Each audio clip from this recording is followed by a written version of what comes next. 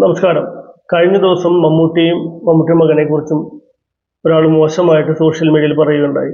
ഒരു യൂട്യൂബറുടെ ഇന്റർവ്യൂവിലാണ് ചോദിച്ചത് കേരളത്തിന് അഭിപ്രായ മാറ്റം എന്താണ് വരുന്നത്. അതിൽ അദ്ദേഹം മോശമായിട്ട് പറഞ്ഞു.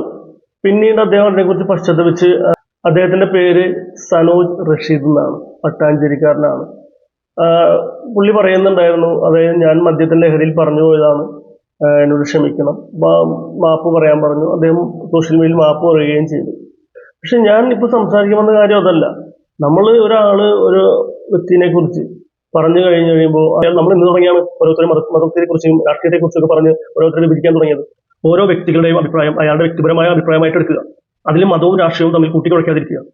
സനോജ് റഷീദ് എന്ന ആൾ അത് പറഞ്ഞു കഴിഞ്ഞപ്പോൾ അത് അയാളുടെ പേരും നാടും ഒന്നും അറിയാൻ പാടില്ലാത്ത ആളുകൾ വരെ അതിനെ മാക്സിമം വർഗീയവൽക്കരിക്കുകയും രാഷ്ട്രീയമാണെന്ന് പറയുകയും ഒക്കെ ചെയ്തു. നമ്മൾ എപ്പോൾ തുടങ്ങി, ഏത് കാലഘട്ടം തുടങ്ങിയാണ് നമ്മൾ ഓരോരുത്തരും ജാതിയായിട്ടും രാഷ്ട്രീയക്കാരനായിട്ടും ഇന്ന വിഭാഗത്തിൽപ്പെട്ട ആളുകളൊക്കെ ആയിട്ട് മാറ്റി തുടങ്ങിയത്? നമ്മൾ മനുഷ്യരായിട്ട് കാണുക.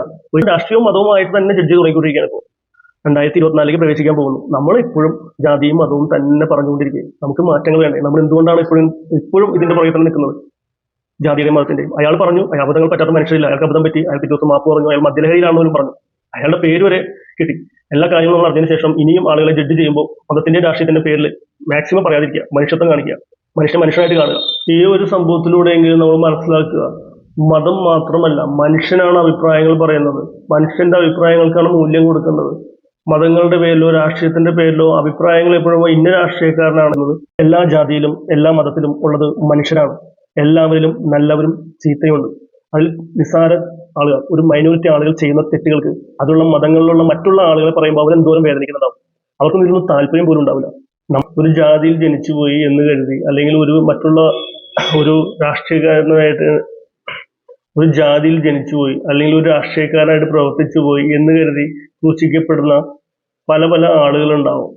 അഭിപ്രായം പറയാൻ പോലും പറ്റാതിരിക്കുന്നത്, മതത്തിന്റെ പേരിലും രാഷ്ട്രീയത്തിന്റെ പേരിലും അതിനെ ക്രിറ്റിസൈസ് ചെയ്യുന്ന ഒരുപാട് പ്രശ്നങ്ങളുണ്ട്.